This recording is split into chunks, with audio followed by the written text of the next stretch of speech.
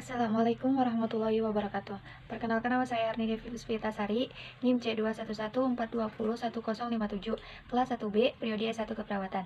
Dengan adanya saya di sini, saya akan sedikit menjelaskan konsep dalam akidah Islam. Materi yang akan dibahas yaitu pengertian akidah, ruang lingkup pembahasan akidah, sumber akidah, fungsi akidah, prinsip-prinsip akidah. 1. Pengertian akidah.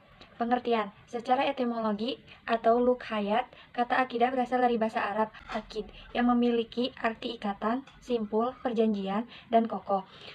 Atau Al-Munawi 1984 halaman 1023. Secara istilah, akidah sejumlah kebenaran yang dapat diterima secara umum atau aksioma oleh manusia berdasarkan akal, wahyu dan fitrah. Kebenaran itu dipraktikkan oleh manusia di dalam hati atau serta diyakini kesahannya dan kebenarannya atau secara pasti, dan ditolak segala sesuatu yang bertentangan dengan kebenaran itu atau al-jazair. Akidah Islam juga menuntut hanya Nabi Muhammad SAW sebagai satu-satunya panutan di antara semua makhluk yang ada. Tidak boleh mengikuti selain Rasulullah Muhammad SAW dan tidak diterima selain dari beliau. Beliau yang telah menyampaikan syariat Robnya. Akidah adalah hukum atau aksioma yang tidak menerima adanya keraguan bagi yang meyakininya, dan akidah itu menerima pendapat akal dan logika. Sementara yang dimaksud akidah dalam agama adalah apa yang dimaksud dengan keyakinan selain perbuatan, seperti keyakinan terhadap wujud Allah dan diutusnya Rasul. Akidah sebagaimana bisa terdiri dari beberapa rukun yang mendasari agama. Jika hilang salah satu akan merusak iman. Jadi yang dimaksud dengan kata akidah adalah ushuluddin dan rukun-rukunnya dalam Islam. Seorang muslim wajib mengikuti dan mengambil hukum hanya dari Rasulullah SAW berdasarkan firman Allah SAW yang artinya, barang siapa yang taat kepada Rasul, maka sungguh dia telah taat kepada Allah. Surah An-Nisa ayat 80. Jadi, kesimpulan definisi akidah yaitu: 1. Akidah merupakan aksioma atau kebenaran yang dapat diterima secara umum. 2. Berdasarkan Al-Quran, Sunnah, dan akal. 3. Diyakini di dalam hati. 4. Tidak menerima keraguan bagi yang meyakininya. 5. Berdampak pada perbuatan. Maka, akidah adalah sistem keyakinan yang dapat diterima oleh akal dan wahyu sehingga menghilangkan keraguan dan berdampak positif pada perbuatan bagi yang meyakininya. Adapun karakteristik dari akidah adalah: 1. Kebenaran akidah dapat diterima oleh akal dan wahyu. 2. Akidah Islam merupakan rangkaian tersistem yang mengikat perbuatan dan keyakinan. 3. Menetramkan jiwa bagi yang meyakininya. 4. Menghilangkan keraguan-keraguan yang ada di dalam pikiran dan hati. Pembahasan yang kedua yaitu ruang lingkup pembahasan akidah. Menurut para ulama, ada beberapa hal yang termasuk dalam ruang lingkup akidah, di antaranya: 1. Ilahiyat, yaitu pembahasan hal yang berkenaan dengan masalah ketuhanan, khususnya membahas mengenai Allah Subhanahu wa Ta'ala. Nubuwat, yaitu pembahasan hal yang berkenaan dengan para utusan Allah atau Nabi dan Rasul Allah. Ruhaniyat, yaitu pembahasan hal yang berkenaan dengan makhluk gaib, misalnya malaikat, iblis, dan jin. Samiyat, yaitu pembahasan hal yang berkenaan dengan alam gaib, misalnya surga, neraka, alam kubur, dan lainnya. Pembahasan yang ketiga, sumber akidah Islam. Sumber akidah Islam adalah Al-Quran dan Sunnah.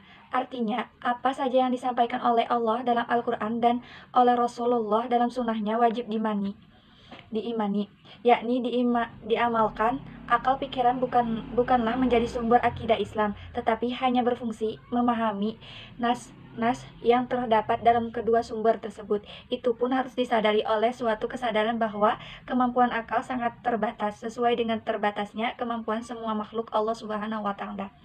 1. Al-Quran merupakan firman Allah Subhanahu wa Ta'ala yang diturunkan kepada Nabi Muhammad SAW secara mutawatir.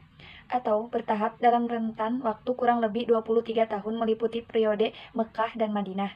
Al-Quran ini sebagai petunjuk bagi orang-orang yang diberi petunjuk. Al-Quran berlaku umum bagi seluruh umat manusia dan berlaku petunjuk.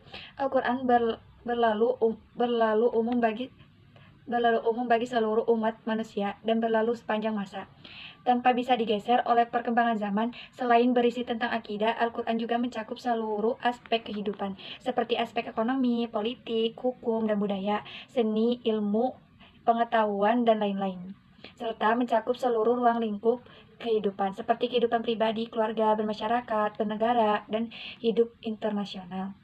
2. Sunnah merupakan segala sesuatu yang disadarkan kepada Nabi Muhammad SAW, entah itu perbuatan maupun ucapan. Sama halnya seperti Al-Quran, sunnah ini merupakan wahyu yang datang dari Allah, namun bukan dalam bentuk lafaz darinya. Sunnah ini dilakukan oleh Rasulullah yang didasarkan pada perintah Allah, seperti dalam firman-Nya dalam surah An-Najm ayat 3-4 yang artinya, dan dia atau Muhammad tidak berkata berdasarkan hawa nafsu. Ia tidak merupakan wahyu yang mewahyukan. Allah menjadikan sunnah sebagai sumber hukum dalam agama, seperti firman Allah dalam Al-Quran yang artinya, hai orang-orang yang beriman, taatilah Allah dan taatilah Rasulnya, dan ulil amri di antara kamu. Kemudian jika kamu berlainan pendapat tentang sesuatu, maka kembalikanlah ia kepada Allah atau Al-Quran dan Rasul atau sunnahnya. Jika kamu benar-benar beriman kepada Allah dan hari kemudian, yang demikian itu lebih utama atau bagimu yang lebih baik akibatnya. Surah An-Nisa ayat 59. 3. 5. Para ulama. Sumber akidah yang berasal dari kesepakatan para mujtahid umat Muhammad SAW setelah beliau wafat tentang urusan pada suatu masa. Mereka bukanlah orang-orang yang sekedar tahu tentang ilmu, tetap juga memahami dan mengamalkan ilmu. Berkaitan ilmu berkaitan dengan ijma, Allah Subhanahu wa taala berfirman dalam surah An-Nisa ayat 115. Dan barang siapa menentang Rasul atau Muhammad setelah jelas kebenaran baginya dan mengikuti jalan yang bukan jalan orang-orang mukmin, kami berikan dia dalam kesehatan yang telah dilakukannya itu, dan akan masukkan ia ke dalam neraka jahanam, dan itu seburuk-buruk tempat kembali.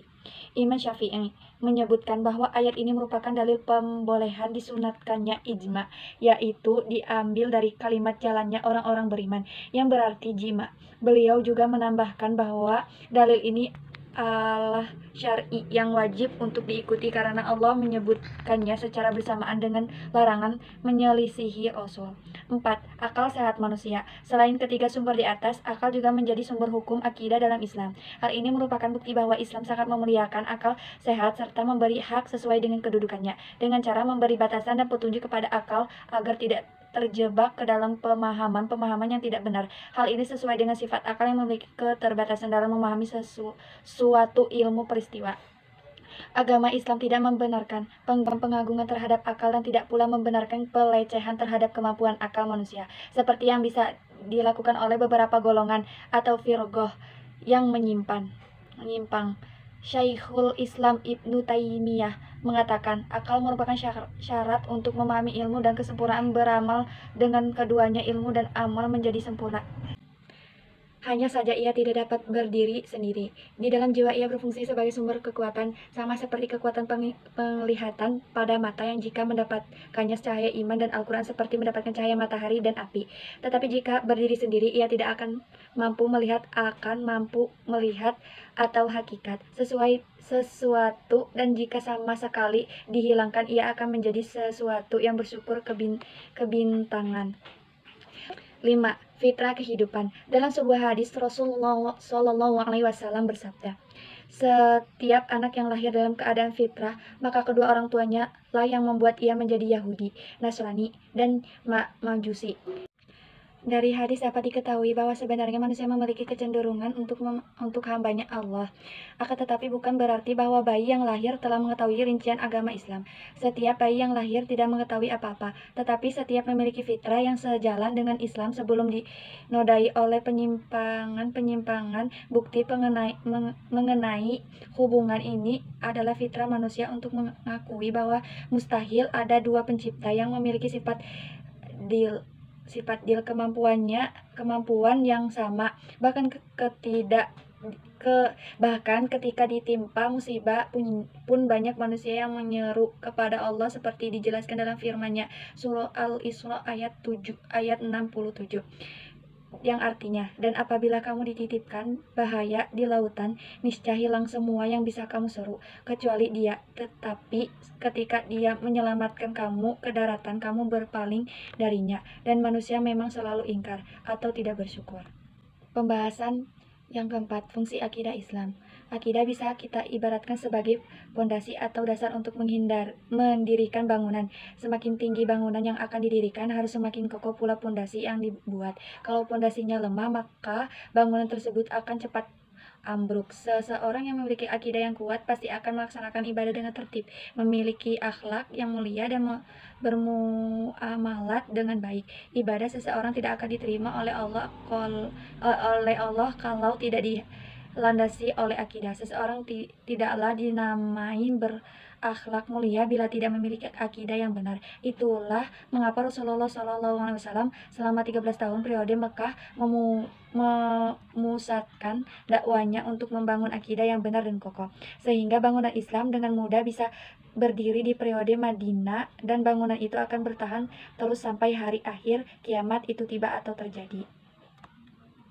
Materi pembahasan yang kelima, prinsip akidah Islam. 1. Berserah diri kepada Allah dengan bertauhid. Orang yang berserah diri kepada Allah disebut dengan muwahhid atau ahli tauhid. Tauhid merupakan perbuatan mengesahkan Allah yang aplikasinya adalah dengan beribadah semata-mata karena Allah dan berserah diri kepada Allah. Orang yang menduakan Allah dalam ibadahnya maka disebut sebagai musyrik. 2. Taat kepada Allah. Taat kepada Allah di sini berarti menjalankan semua perintah Allah. Seorang muslim yang sejati ketika ia mendengar perintah Allah, maka ia akan terus melaksanakan apa yang diperintah oleh Allah.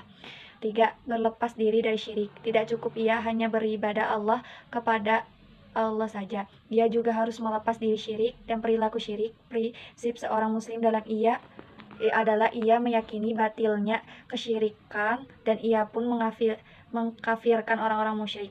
Seorang muslim harus membenci dan memusuhi mereka karena Allah. Prinsip seorang muslim yaitu mencintai apa dan siapa yang Allah cintai dan membenci apa dan siapa yang Allah benci. Sekian dari saya. Bila ada kesalahan saya mohon minta maaf. Wabillahi taufik wal hidayah. Wassalamualaikum warahmatullahi wabarakatuh.